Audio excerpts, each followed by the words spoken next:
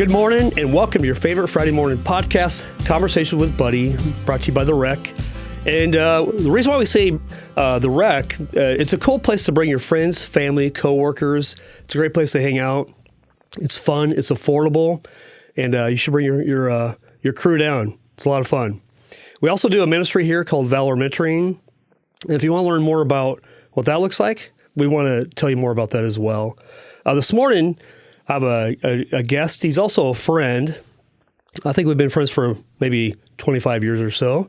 His name's Jeff Morgan. Welcome, Jeff. Thank you, buddy. Dude, well, here we are, man. Yeah, cheers. Cheers.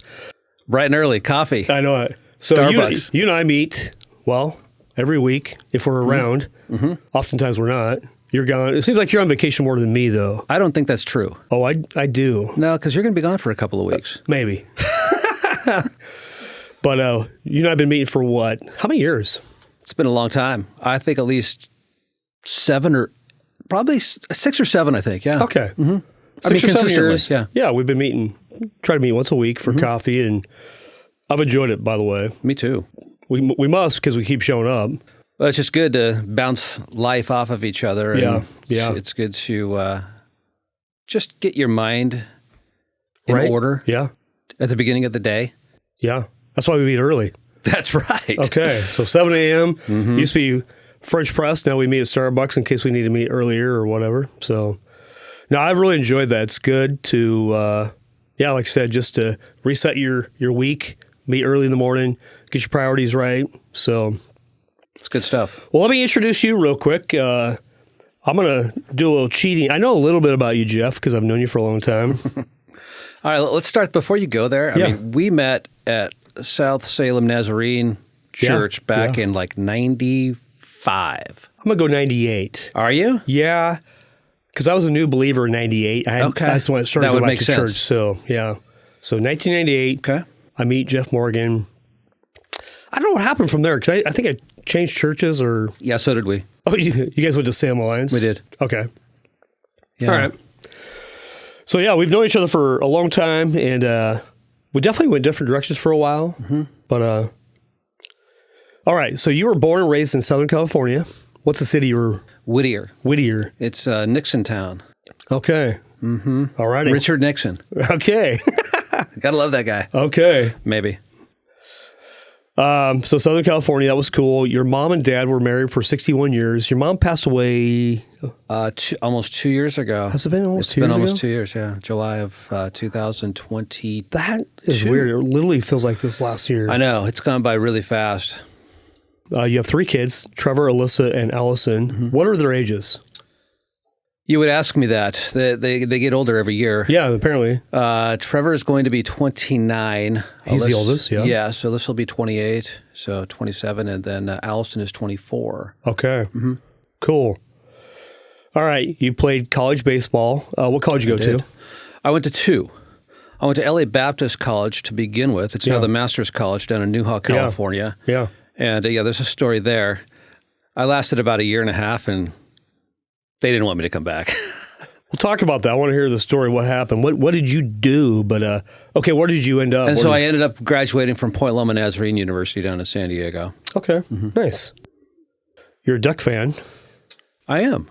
And that's interesting because you're a Southern California guy. Well, I used to be UCLA, and then when I moved here. Okay. Yeah, one trip to Autzen Stadium, and I was hooked. It was done. Unbelievable. Yeah, it is pretty intoxicating. Pretty fun. Yeah. Not that Reeser is any different, but that's where I went first. And I know, that's it. What it is. I know. I know we're trying, so that's the good news. You love golf, and you play, every week? How long have you been playing golf?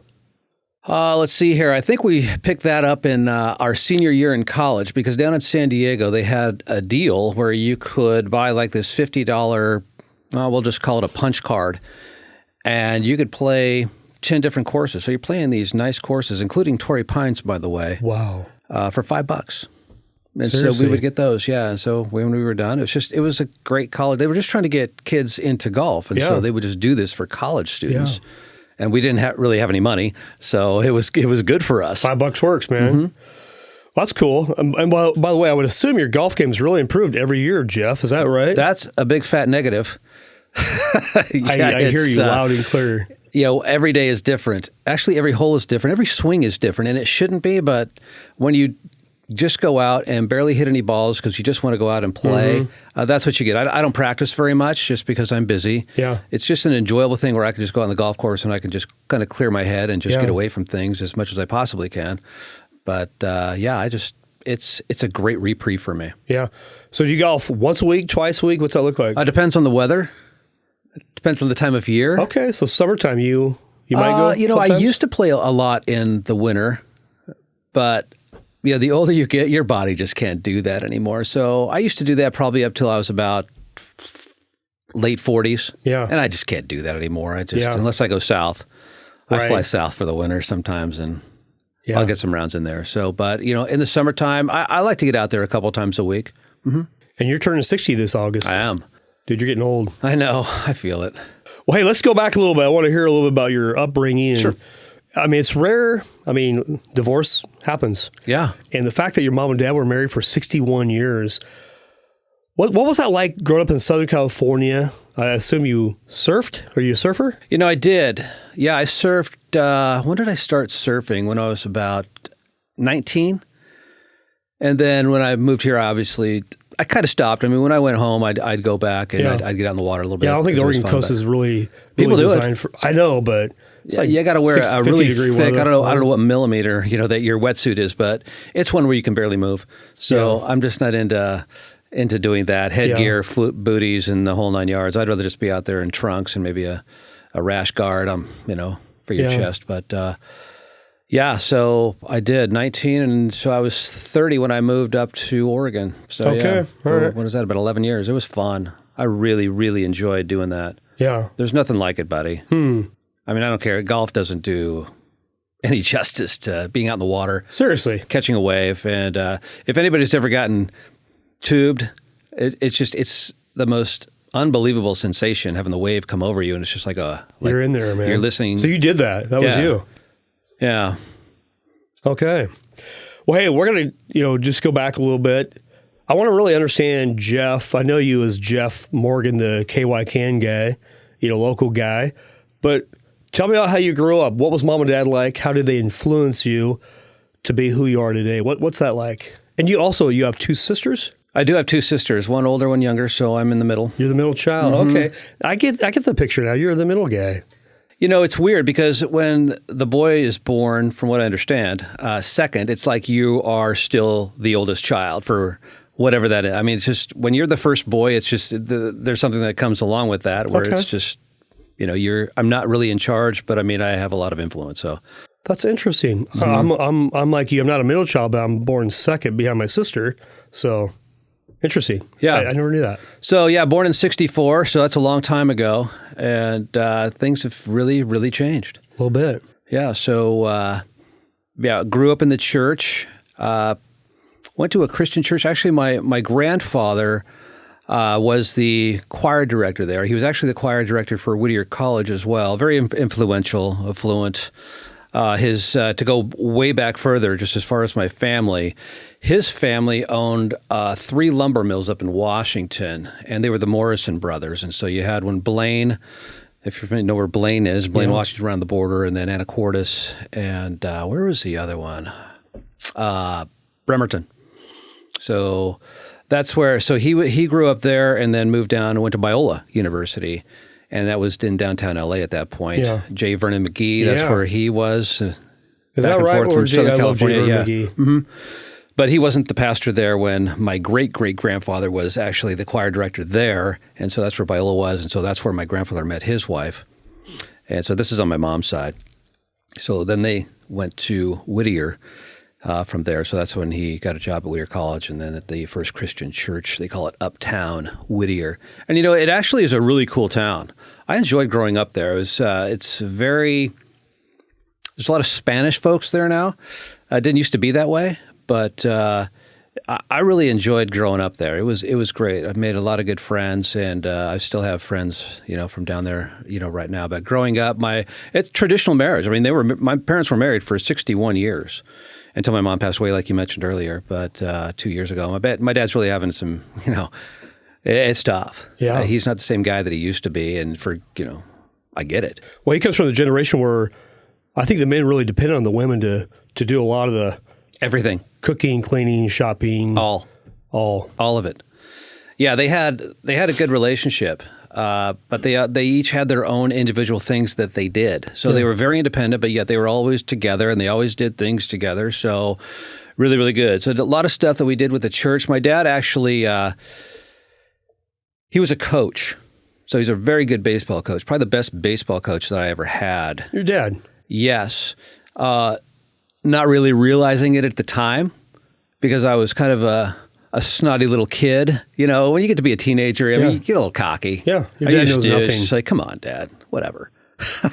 I had that going on, a little bit. And yeah, he got irritated with me, but he was really, really good. I didn't work that hard at it for whatever reason. I wasn't as passionate about baseball as my dad was. He played at Whittier College. That's where he and my mom met.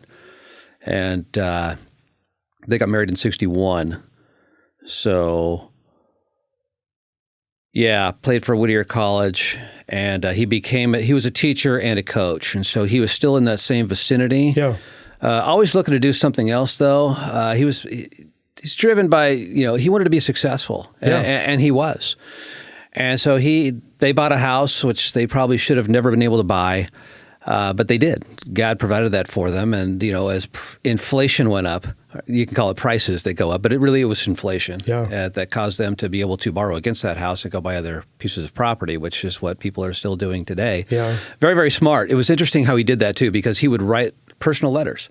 He'd go around, look at houses, around Whittier and say, okay, this one's a dump, but it's in a decent area, so I'm going to write you a letter to see if you want to sell to me. And so he did that, and that's how he just started accumulating just house after house after house, and did extremely well. We were going to actually, we had planned on, doing this together when I graduated from college, but economies change, and it just didn't work out. But you're now in the early 80s, mid 80s when you were graduating from college. No, actually late 80s. I took a couple of years off after getting booted from LA Baptist College, if you want to talk about that. Off, so I did. I played 2 years of baseball at LA Baptist College, and my only claim to fame there is the record may still hold. I had 19 strikeouts in one game. It was ridiculous. Really? It was stupid. I had a curveball that dropped probably about 3 feet. No way. Yeah, it started at your head, and it ended up being a strike, and you can kind of place that thing, outside corner or whatever. But how fast did you throw? I threw all the way up to 85. Okay. That's about as much as my arm could muster. Yeah. I didn't really have a whip, but I was decent. That was probably my heyday, really. Okay. Being like 18, 19 years old when I had that velocity and, a little bit of junk. Yeah. So it was fun. But so that was down at the Master's College. I may still hold that, but. Okay, so you get through, go back to high school a little bit. You obviously played baseball there. Did you play any other sports in high school? I played soccer. I was actually in the band. I was one of those in the band. BQ guys. Okay. We won't define what that is, but, that's what they called us. BQ? BQ. You want to... Well, it's okay. They called us band queers. That's what it was. Okay. This is, what is this? This is back in like the late 70s. Yeah. 78. I graduated 82. So, yeah. Mm-hmm. So, I was in the band. I was the drum major for 2 years. And so I led the band. We did parades. We did halftime, all that stuff. Damn. So that was a lot of fun. Cool. I actually enjoyed that. And I quit right after high school because I'd had enough. I just wanted to go do sports and just go have some fun. Well, think about your mom, though, and your dad. What was their influence on you? How did they make you? How are you today from how they raised you? What was that like? My dad was very strict. You didn't want to mess with him because he'd bring down the hammer. Okay. That was the generation. Yeah. I had a foul mouth when I was growing up. I learned it from probably some neighbor kids, like we all do. Eventually, you're going to figure out what those words are. And I had a lot of spoonfuls of Tabasco sauce in my mouth, and that's funny. I didn't get any ice to go with that. Because it was hot. Oh yeah, it was the turbo juice, whatever the hottest one was. Did that work? That type of discipline? No. Okay. Not really. I just learned how to. Not cuss around, when to say it, when not to, yeah. And so you just grow up it's life is a learning experience, and we're just growing up. We don't know. It's just like say don't do that. Well, Okay, guess what? I'm going to do it. I was just an idiot. When you look back at it, it's like, I was just a stupid kid, know? And so I was a good kid, but, I toed the line. Okay. I mean, I'll be honest. How about your sisters? Were they, did they obey? And my older sister did. My younger sister, absolutely 100% no.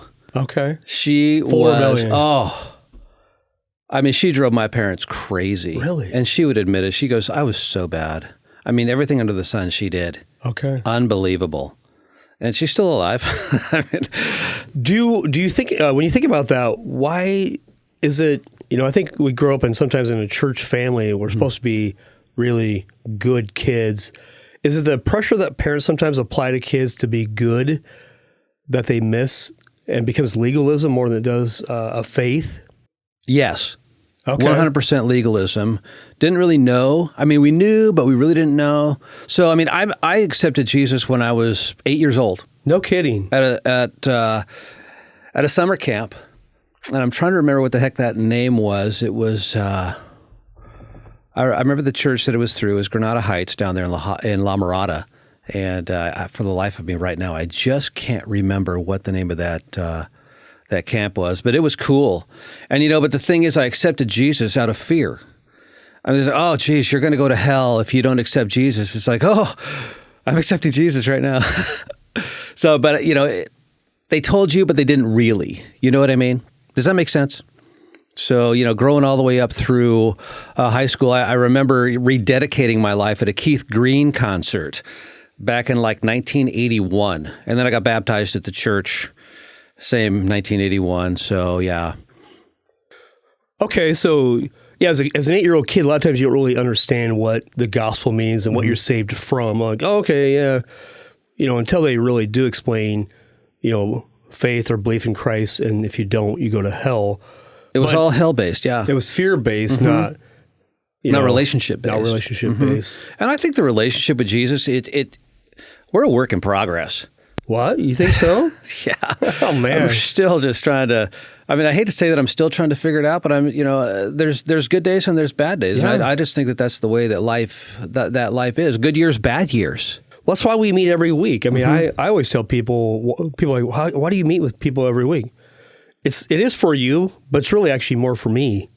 Like, my wife knows you got to go. She needs me to go meet with guys to get my crap together. Is that, would you say that's fairly accurate for you as well? Yes. Okay. I mean, every week, tune that baby up. Absolutely. Yeah, one way or another. I mean, start out, reading your Bible, read some scripture. Yeah. And praying. You have to, because if you don't, then, your day is going to be a train wreck. I mean, I miss days. I'm really? Not perfect, wow. buddy. Yeah, I do. I miss days. And those days that I miss, I know the days that I miss. Really? Mm-hmm. Go back to, like, when you dedicated your life to Christ, were you reading your Bible daily? Were you praying, or was you like, hey, yeah, I'm... it was an emotional thing, too. It's like, yes. I mean, I grew up. I went to Whittier Christian High School. I mean, my parents paid for me to have a good education. So yeah, you were all in. I was... Yeah, and I was a good kid. I was trying my best to be the best that I could be. But again, that's, I think, a lot of legalism into that too. I think I still was trying to earn it. Such a dangerous place to be, man. Mm-hmm. Yeah. And there's no way that I can earn anything. Yeah. It's impossible. Nobody can. No one can. We're all horrible. That's right. For all have sinned and fallen short of the glory of God. There's not one of us that's good. Romans 3:23. Yeah. So when did you figure that out where you can't earn it, you just have to trust that Jesus is enough? Actually, if I'm being honest, buddy, I don't think it was really all that long ago.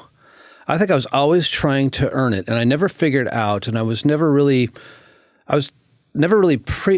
taught that. Yeah. I mean, yeah, it's a relationship. Okay, well, how does that work? What does that look like? And so it's just really, you got to give everything up. Well, it's like trying to live out the 10 Commandments, the law, and trying to uphold that. Don't do this, don't do that, don't do this, don't do that. But in James, it says, if you keep the full law, yet stumble at one point, you're guilty of all of it. Mm-hmm. And so the consequence is still the same. The good news is that Jesus came to fulfill the law, and that we just look to Jesus, and there's basically 2 commandments. Love God with all your heart, mind, and soul, and equally love your neighbors yourself. Right? How hard is that? Well, it's hard, because we're pretty selfish people, but it's much easier than keeping the law. The good news is that Jesus did fulfill the law. So that's the good news. I think the really good news is that we're forgiven for past, present, and future things that we do wrong, where we miss the mark.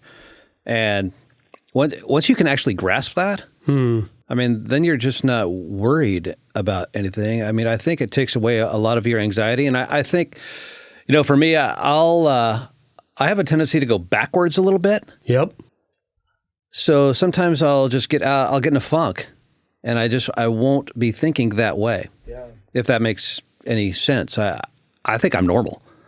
Oh, I think you are. Sheep. I think humans are bent on negative. I think I wake up every day with, what can go wrong today? Not what has God done that's going to make it right? And so, I have to get my mind right every day. But we have three enemies when we wake up every day: the flesh, the world, and Satan. Every day. There's no hope unless you have your stuff together and you know where you're going. But I think as I think about people, when people look backwards, I think it can be very depressing. And so people are oftentimes depressed because they're living out of the past, and Satan would love to shame you, to remind you of all that you've done in our past.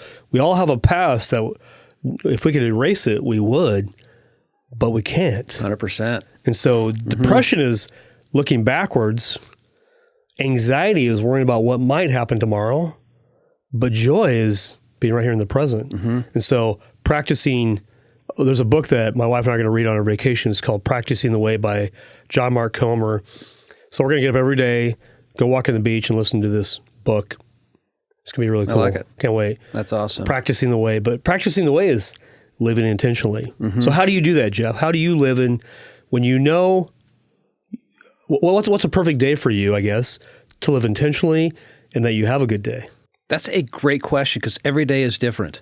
Okay. But the intentionality of it is to wake up, and I get emails. I mean, I like Turning Point with David Jeremiah. He's a pastor down in San Diego, in El Cajon, and he's really, really good. He talks a lot about the fruits of the Spirit and just putting on the armor of God out of Ephesians, and that's really powerful to me. And so I'm reading that every day, and so I get a K-Love verse of the day too. And so what I'll do with the K-Love verse of the day, I read that.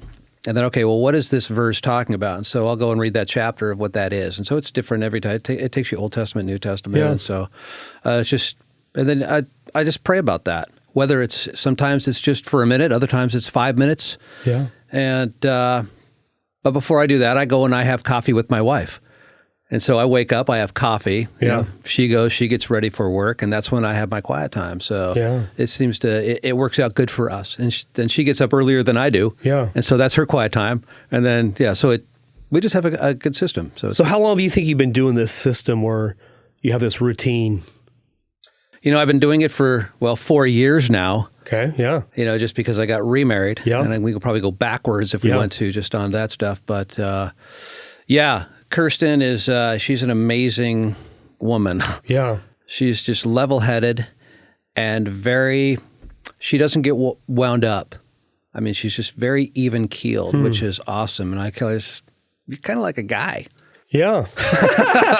Well, okay. I mean, she's got her emotions. Sure, she's human. Yeah. So, but, women are wired differently. But, for the most part, she's very even-keeled, and we have really good conversations. And, I love that woman. She's awesome. So, okay, first marriage, how long were you guys married? I was married for 27 years. Yeah, yeah. Marriage is hard. And it is hard. I mean, I met my first wife in college. Yeah. And we dated for 3 years, and then we got married in 1989. So, yeah. Lived in California for about 6 years, or 5 years actually, and then moved up here to Portland in '94 and proceeded to have 3 kids, which, they're great kids. I mean, they really are. I mean, Trevor's really involved at Salem Alliance. He's just a good, solid kid. He graduated from the Reach Training Institute at Salem Alliance, which is, that was good for him. He got to go on a lot of great trips. I'm just going to, just tell him a little bit about his life. He's such a great communicator. And he works for SAFE now, but he's gotten to go on some phenomenal trips. I mean, he actually went for 6 months down to Montevideo. I think I'm saying that right, in South America? Yeah, it's South America. It's Uruguay. Okay. Yeah, so he was there. 6 months. 6 months, knew a little Spanish, and just took a leap of faith and went. And this was through Same Alliance, kind of on his, what do you call this? I'm old. I can't remember things. What do you do? It's just like you're like the last... When you're in college, you go abroad or whatever. Well, it was more than that. It was like his last... It's not a thesis, but it's something that they do. Okay. Just his end game deal before he graduates. And so he did that. And so he was actually, when he was done, he was thinking in Spanish instead of English when he was trying to translate it. It actually grew on him. And so, he was down there and he was teaching Bible studies in Spanish, and he was part of just a little community down there. Did you see him grow when he came back as a different guy almost? Like, yeah, that was a good experience for him. Yeah. Really, really good experience for him. So cool. Then he's now married, got a baby. He's got a baby, yeah. Little baby Wells. That's It'll crazy. be a year in July, yeah. Crazy. That's awesome. Yeah, so he married Morgan, so she's Morgan. Yeah, that's funny. Morgan. So yeah, Morgan Dunn Morgan. So she's part of the Dunn family. Yeah. Out there in Silverton. Tell me about your girls. Yeah, so Alyssa's in Montana, Okay. and she's doing some things with the state. She kind of changes jobs here and there, so it's hard to keep track of where she's going. Yeah. But she's having she's fun, a good kid. I Yeah, hope. she's having it. She's a good kid, and she's living with her boyfriend. Okay. Is what it is. Yep. And so I'm gonna keep loving her. Yep. Just where she's at. Yeah. And that's okay. And in Missoula, Montana. Okay. Got out of Oregon. So but she's good. She grew up and she had some just learning disabilities. I think she was a little dyslexic, and so trying to just figure that out as she was growing up. And so she was always kind of teased. I mean, she's a beautiful girl, but she's always teased and made fun of just because she couldn't think like the other kids sometimes, couldn't read good. And so, that was tough for her. But you know what? I commend her because she overcame that, and she figured out ways to get around it. So she's very creative. I was going to say, before you talk about your other daughter, there's a guy in our Bible study, his name is John, and John is, he's got some challenges, and so growing up, he was always kind of like that kid that had to work twice as hard at anything he did. What's interesting today in our Bible study, we look to him like he could literally quote any scripture, any historical passage at a level no one else in the group can, and these guys have been following Jesus for over 30 years. So there's gifting in that. So that's okay. It creates a different kind of focus, I think. Yeah. So, my youngest Allison, she's in CAD design. Super, super smart. Okay. Works for a company up in Tualatin, national company, and so she's doing CAD design Yeah, for married, not PGE. married? Yeah, she's married. She got married 2 years ago. Okay. Yeah, it was interesting. Well, not interesting. It was kind of sad. She on her wedding rehearsal night, they had it out at her in-laws' place, and my mom came up for that. Okay. And so this was 2022 in June, and my mom ended up getting sick at that rehearsal dinner and never recovered, and she passed away like a month later, which was So she didn't even make it to the wedding then? She didn't make it to the wedding. She was here for the rehearsal dinner and then just kind of started going south. And we had her downstairs, and she couldn't even make it back up the stairs, and it was really a struggle to get her on the back on the plane. And so she went to the hospital 3 weeks later, and it just didn't come out. Wow. Wow. What are some lessons that you want to, as you think about your kids, what's the legacy you want to leave your kids that's important? That's a great question. I've been thinking all week ever since we put this whole thing together. What is the legacy that I want to leave? It's hard for me in that category. I'm just going to be completely transparent and honest, because when you go through a divorce, I got divorced in 2016, and there were some things that I had done, some things that, wasn't really good. It takes two people to ruin something. It's just the way that it is. And I think that the kids really got affected by this, as they should. And so the legacy that I just want to show them that you can make mistakes, and you can just get over those mistakes, and Jesus still loves you. And you're still forgiven. Amen. And you can't go back. All you can do is go forward. That's right.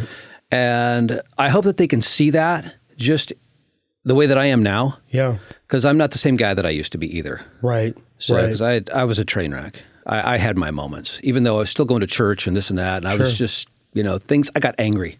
Yeah. And anger's never good for anybody. And it was a progression. And just, So you hate to say that, you don't want anything to end. I didn't want that marriage to end. Yeah. And it wasn't my choice at the end. Yeah. But it is what it is. And here we are. Yeah. You and I started meeting probably during that season. It's funny, I didn't even know where we saw each other and, hey, let's grab coffee, And then during that season where, after, post-divorce, and there were some tough times just, where you're at. And then we fast forward. We might have been meeting for like 8 or 9 years. I don't know. I think you're probably right. But I've just seen, God work as you surrender and really ask for forgiveness and move on. You can't change the past. If you want to, depression is knowing what you did in the past and wanting to change it, and you can't. That's depressing. But, it is what it is. You did it, whatever it was. We've all done something. We all have a past. Trust me, I have plenty of things I've done. Mm-hmm. And I'd like to go back and do it. You know what? Can't. And I'm okay with it. I confessed it. I can't forget it. God has the ability to forgive and forget. Thank God. Yeah, east is from the west. That's east as far is as from it the goes. west, not from the north and the south. No. But east is from the west, which is it's gone. But you and I, we don't have the ability to forget. It does diminish over time, and I think God does heal wounds. He can, but it's where you put your focus, because it says seek first His kingdom and His righteousness. If we seek all the past things that we've done wrong, life is miserable. I'm just going to say it. Anytime I'm having a problem, it's me. And my focus isn't here on Him. It's usually on me, on something I haven't done right, or I'm trying to correct a wrong, or whatever it is, and it's miserable. It is. I have a tendency to be a perfectionist. Okay. And that causes some problems sometimes because we live in an imperfect world. Yeah. And I mean, I'm obviously not perfect, but it's just like in the daily things. I like to be the best that I can possibly be.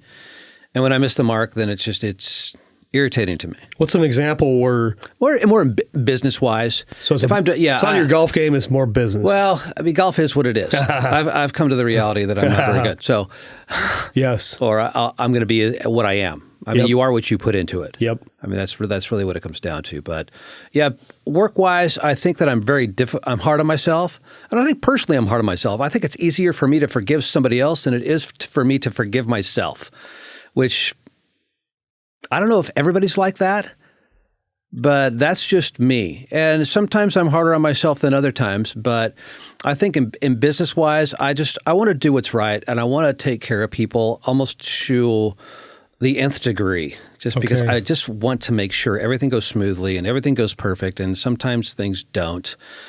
And then it causes me anxiety because I'm a perfectionist. I want things to go smooth. I want everybody to be happy. Am I a people pleaser? Yeah, maybe to some sort, but I try to be proactive in what I do, so to make sure that everything goes smoothly. And when you said the word self, I was thinking Pastor Brett, myself, me. Yeah, and so as we focus more on self, being that perfectionist, how much joy does that bring you? Oh, it doesn't bring any. It doesn't bring any. Okay. No.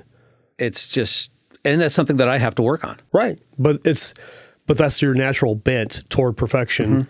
Mm-hmm. And I like to people please and overcommit. And my wife's like, why do you do these things? I don't know. It's how I'm wired. Mm-hmm. But that's perfection is not my problem typically. So but I like to please people. But let's talk about business real quick. So you started KYKN 27 years ago. You worked for Mike Frith. I did. Tell me about that story and kind of where you're at today. What does that look like for you, and what does it mean to you? I started November 3rd, 1997. Okay. So it was good. He probably took a risk on me. I mean, he was looking for a sales guy, and I had a sales manager he was an extreme micromanager. I'm not micromanageable. I have to go and do my thing and do it the way that I want. I mean, I can be trained. There's no doubt about that, but I can take that training and I can make it my own, which is what I did.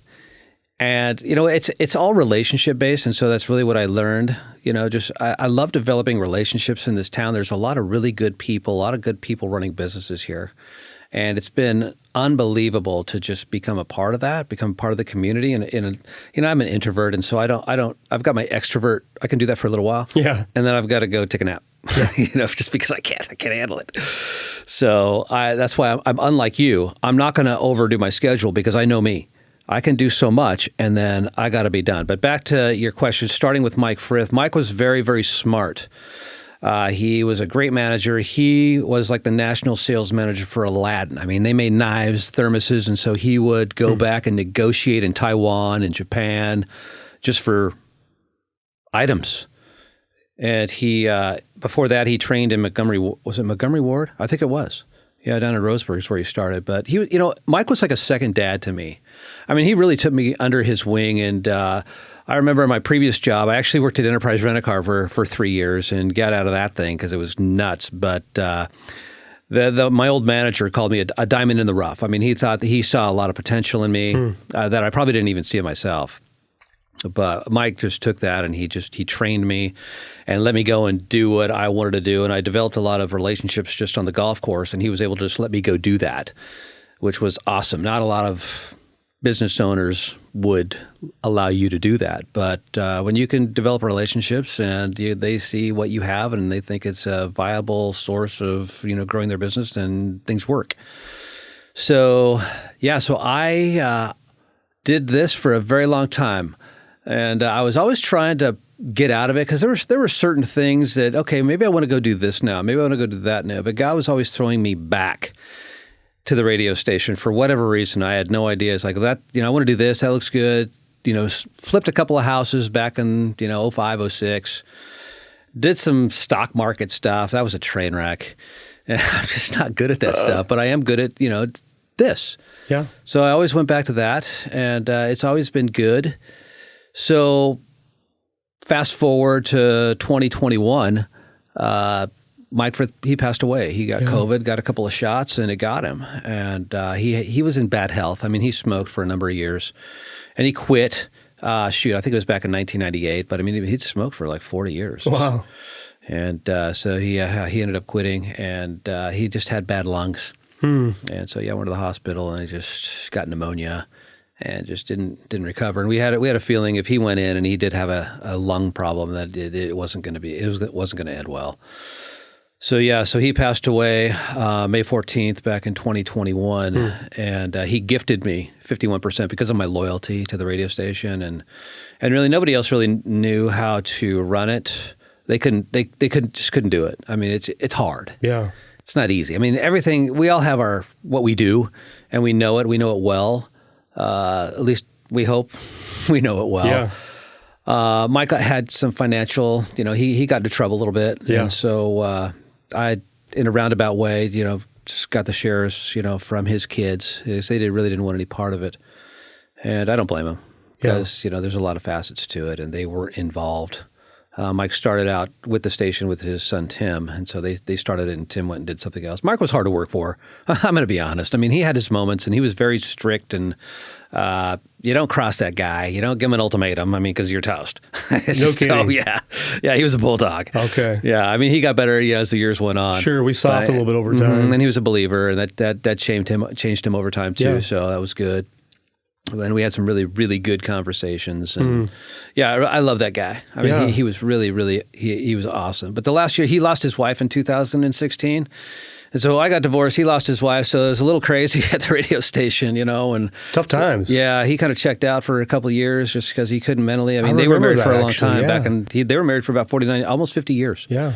Yeah. It was just broke his heart. And I just saw it every day, and it was terrible. So we myself, and then Gator was working for us then. I don't know if everybody remembers Gator, long-haired, crazy hippie. Totally, man. He was awesome, though. I love that guy, too. But But yeah, we just kind of ran the station. We thought we wanted to buy it, and he was in so deep that it was impossible. We just couldn't take on that kind of debt and make anything work, and so we just didn't do that. And so he passed away, had a life insurance policy, paid off most of the things, and so we made an agreement with the kids, and they got some, and they paid some stuff off over there. I took on some of the debt, and so we just keep going. So here we are, fast forward almost 3 years later, Yeah. Because we're almost to May now. So yeah, it's been good, but it's been hard. I didn't know all the intricacies and facets that went down in radio. Yeah. I mean, all the behind the scenes. He managed it. I sold, 65, 70% of the business in there for a long, long time. Still do. Yeah. And plus managing it and running it. We have a transmitter, it's out there on Corden State Street, and 3 towers.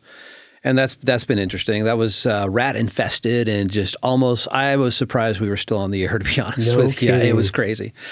So, yeah. How big is your guys' reach? We go down to Eugene all the way up to the Terwilliger Curves, during the day. Nighttime, we got to power down. Okay. Otherwise, we're coming in over Spokane.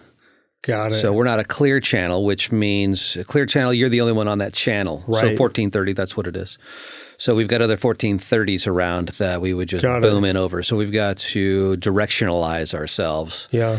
And these are all things that I found out that I'm not an engineer. He never taught you along the way. No.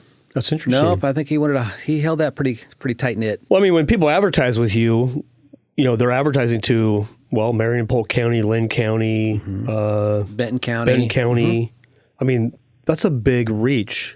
It is. 80% is within the Salem metro area. I mean, that's who's listening. Salem's different than Portland, different than Eugene. Okay. Thank goodness.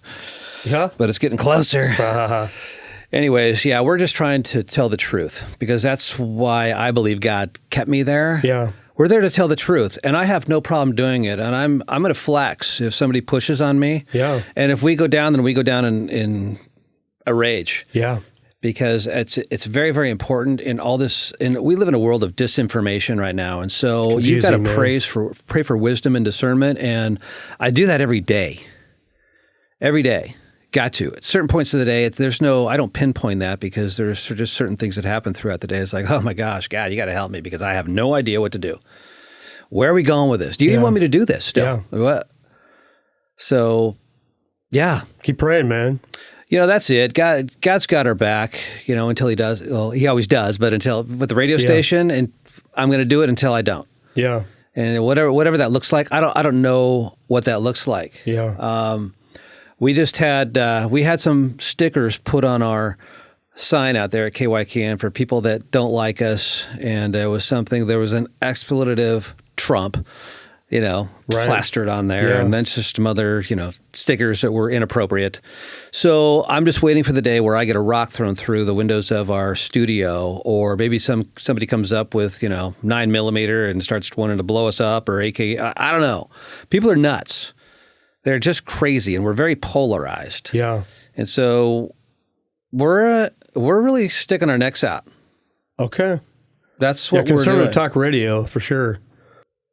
So, yeah, we have a Todd Starnes event coming up in August. Okay. And that's going to be held at the new Bowen Vine. That's going to be opening up here. I heard yesterday that's going to be, hopefully, the end of May. That's South Salem? It is, where the old Guadalajara used to be, next to Northern Lights. Northern Lights, Yep. So we're going to have an event there. If nobody knows, Todd Starnes, he's on from 9 to noon. Yeah. A lot of people from Salem listen to this guy. He's really good. He doesn't yell at you, doesn't scream. He's just down to earth, Christian dude out of Memphis, Tennessee. So he's been here before. Yes, he has. He came last election 2 years ago. And yeah. Didn't Mike also host it at his house? No. I was going to host that at my house. Mike had already passed away. That was Mike Adams. Oh yes, he did. Yeah, out there. I apologize. Yeah. Mm-hmm. That was out in the country. Right. And so he's got like a little event center out there, really stinking cool. Yeah. So we had some candidates come out there. Todd was out there, and that was actually a lot of fun. Yeah. But if you sponsor things on our station, you might get some kickback from people calling you and saying, "Hey, I can't, but we're going to stop spending money with you because you're on there," and blah blah blah. I'd encourage people. If that's you, I would encourage you to look these people up and say, "Have they really even spent any money with me?" I guarantee you, 90% would say no.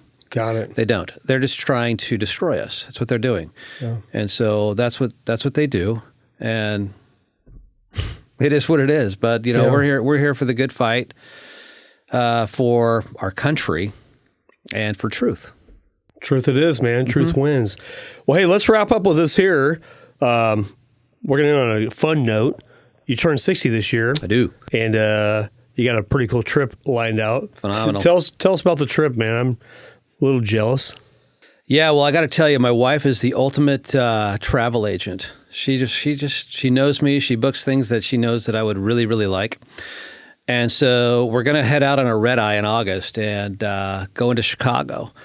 And we're going to go to Wrigley Field and take in a Cubs game, which is going to be unreal for me. It's a bucket lister for me. Never been. It'll be stinking cool. Mm-hmm. Okay. And so from there, I'm going to be going up to the Kohler Resort, which is Kohler. I mean, it's kind of a household name. You drink out of their faucet or you can. And they do a bunch of other things too. So they've got a resort there. And so I'm going to go play 3 rounds of golf. One of them is at Whistling Straits, which is where they either had a U.S. Open, a Ryder Cup, or something up there that was unreal. And that course is sick. And so I'm going to do that. They got a couple other ones there too. And we're just going to stay right there on site. And they've got this hydro massage thing that they do because they're the water guys. Wow. So that's going to be cool. They're going to hook you guys up, man. So then we're going to go and take a tour of Lambeau Field. And then I've got my stepson getting married in Excelsior, Minnesota. So it's going to be like a 10-day extravaganza. All on that same birthday, wedding, the whole deal. Yeah, there's a bed and breakfast we're staying at that's like on a farm. What a great time. In Wisconsin. You said your son-in-law or your stepson is getting married in Minnesota? Yeah, Excelsior, Minnesota, just south of Minneapolis. Is it 45 minutes? Why Minnesota? Is that where his... That's where his fiance grew up. Got it. And they live right there on a lake. So apparently there's going to be a bunch of skeeters flying around. They're like, who knows? Yeah. 2 inches in diameter. That's right. That's right. There's some big dogs. But yeah, that's going to be a blast. Yeah, Montana's cool. I think Montana has like over 10,000 lakes. Yes. Minnesota? Minnesota. Mm-hmm. I think the land of 10,000 lakes. Yeah, something like that. Right. Yeah. Dude, sounds like a great year. Sounds to me like, Jeff, God's really working in your life. And we're going to keep meeting because I think it's important. I think we look forward to meeting. We do. And I'm encouraged every time we get together, personally. Likewise. So you coach me, I coach you. How to be better. We challenge each other. Love you, man. Yeah, I love you too, man. This is good. Well, hey, let's close out here. Let's wrap up real quick. Thank you guys for listening each week. We really appreciate you. Thank you, Jeff, for being on this week. And glad to do it. Just being vulnerable and sharing your heart. That's pretty cool. If you ever want to be on the podcast or know somebody who wants to be on the podcast, we'd love to interview you, have a conversation to see if it makes sense, and just to share your story, your testimony. And I think we'll go with the verse of the day. The verse of the day today was, trust in the Lord with all your heart, lean not on your own understanding, in all your ways, acknowledge Him, and He'll make your path straight. That's Proverbs 3, 5, and 6. Sound about right?